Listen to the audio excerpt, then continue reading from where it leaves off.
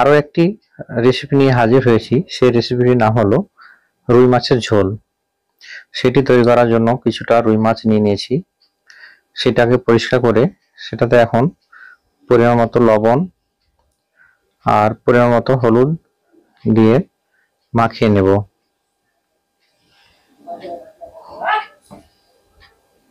ভালোভাবে মাখিয়ে নিতে হবে। যদি বেশি শুকনো হয় সেক্ষেত্রে 2-4 ফোঁটা তেল দিতে পারেন। এখন মাছটাকে ভালো করে লাল করে ফ্রাই করে নেব। তার জন্য ফ্রাইং প্যান বসিয়ে সেখানে কিছুটা সরিষার তেল দিয়ে দিলাম। তেলটা ভালো করে গরম করে মাছগুলোকে একে একে ছেড়ে দেব। খেয়াল রাখতে হবে তেলটা যেন ভালোভাবে হিট হয়, না হলে কিন্তু মাছগুলো ভেঙে যাবে লেগে। দেখতে পাচ্ছেন তেলগুলো গরম হয়ে গেছে। এখন একে একে মাছগুলোকে সেই তেলে দিয়ে দেব। একবারে হবে না, তাই দুইবারে মাছগুলোকে ভালো করে ফ্রাই করে নেব।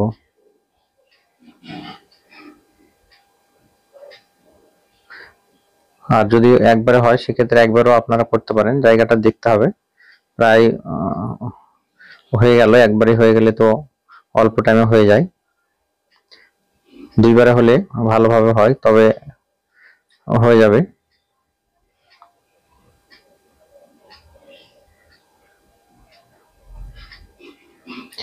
এখন মিডিয়াম আঁচে মাছগুলোকে ভালো করে ভেজে নেব।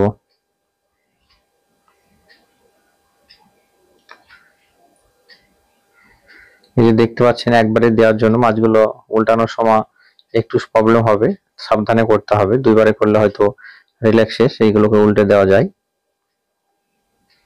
সেটা আপনারা আপনাদের সুবিধা মতো করে নেবেন।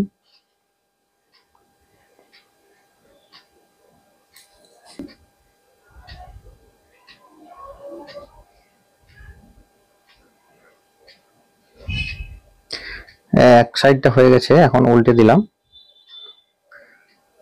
উল্টানো আগে দেখে নিতে হবে ছেড়ে যে হয়েছে কিনা। দেখছেন লাল হয়ে গেছে, তাই এখন অপর পিঠটা ভেজে নেওয়ার জন্য উল্টে দিচ্ছি।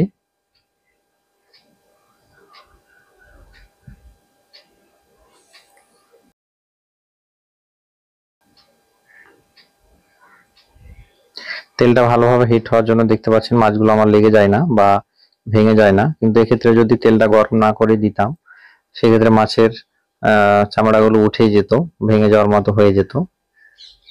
সেটা কিন্তু খেয়াল রাখতে হবে।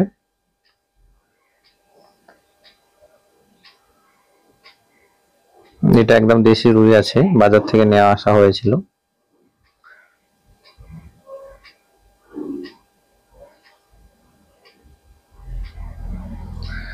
দুদিকটা হয়ে গেছে, এখন একটা একটা করে সবগুলো মাছ তুলে নেব। দেখছেন দুদিকটা হয়ে গেছে, মাছগুলো ভেজে নেওয়ার জন্য শুরু হয়ে গেছে।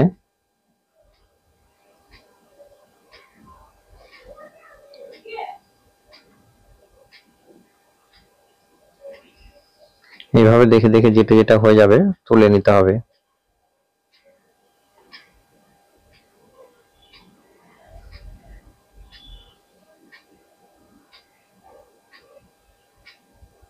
অতিরিক্ত পুড়িয়ে দেওয়া যাবে না, মিডিয়াম করে ফ্রাই করতে হবে। সেক্ষেত্রে খেতে ভালো লাগবে, টেস্টটা বেশ ভালো আসে।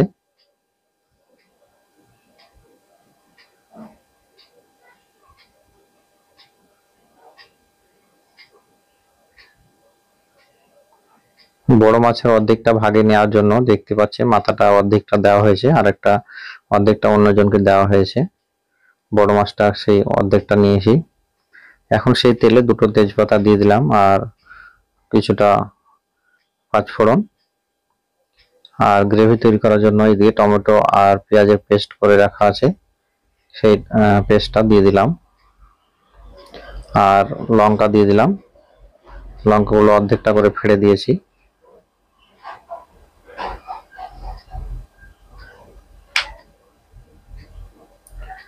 এখন মশলাটা ভালো করে কষাতে হবে। তার জন্য মশলা দেখছেন হলুদ দিয়ে দিলাম সেই এখানে, আর কিছুটা ধনে গুঁড়ো আর অল্প জিরে গুঁড়ো আর পরিমাণ মতো লবণ। লবণটা যেহেতু প্রথমে দেওয়া ছিল তাই অল্প দিলাম, হলুদটাও তাই। আর দিলাম আদা রসুনের পেস্ট। এখন এটাকে ভালো করে কষিয়ে নিতে হবে। সব রকম গুঁড়ো মশলা দিয়ে দিছি। এখন গ্রেভির জন্য এটাকে ভালো করে কষিয়ে নেব।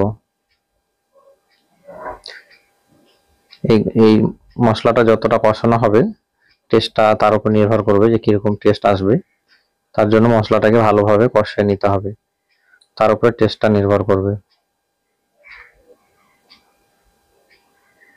মশলায় তেল ভেসে উঠলে বুঝতে পারবেন যে মশলাটা পুরোপুরি রেডি হয়ে গেছে।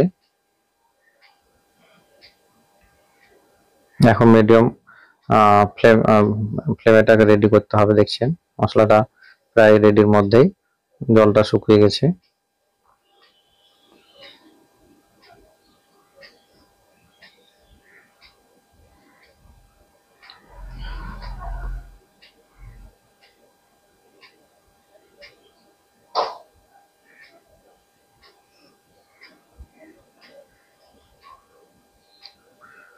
মশলাটা প্রায় রেডির মধ্যে, দেখছেন হালকা হালকা তেল বেরোচ্ছে।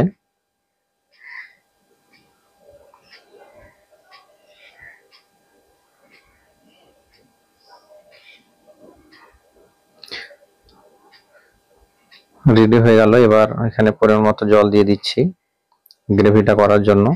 এখানে জলটা অতিরিক্ত বেশি দিব না, এই ঝোলটা হবে মাখো মাখো করে।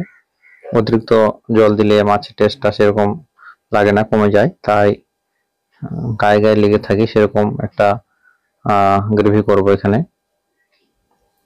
তাই অল্প পরিমাণে জল দিয়ে সেই ঝোলটাকে রেডি করে নিচ্ছি।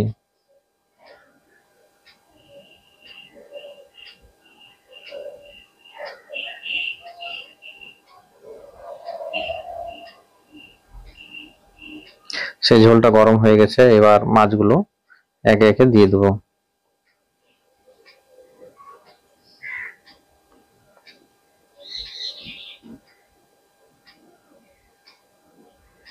সবগুলো মাছ সেই ঝোলে ছেড়ে দিলাম, দিয়ে কিছুক্ষণ ধরে ফোটাতে থাকবো।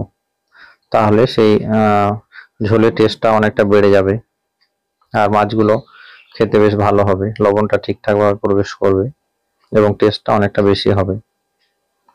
এইভাবে কিছুক্ষণ ধরে ফুটিয়ে রেডি করে নিলে আমাদের আজকের রেসিপি রেডি হয়ে যাবে, রুই মাছের ঝোল। এইভাবে আপনারা রুই মাছের ঝোল করতে পারেন, দেখবেন খেতে খুব ভালো লাগবে। তাছাড়া যে কোনো মাছ এই পদ্ধতিতে আপনারা বাড়িতে রান্না করতে পারেন। কিছুক্ষণ ধরে ফুটিয়ে নিলে রেডি। দেখতে পাচ্ছেন আমাদের আজকের রেসিপিটা পুরোপুরি রেডি। এইভাবে আপনারা রুই মাছের ঝোল বা ফিশ কারি করতে পারেন। এই ছিল আজকের রেসিপি।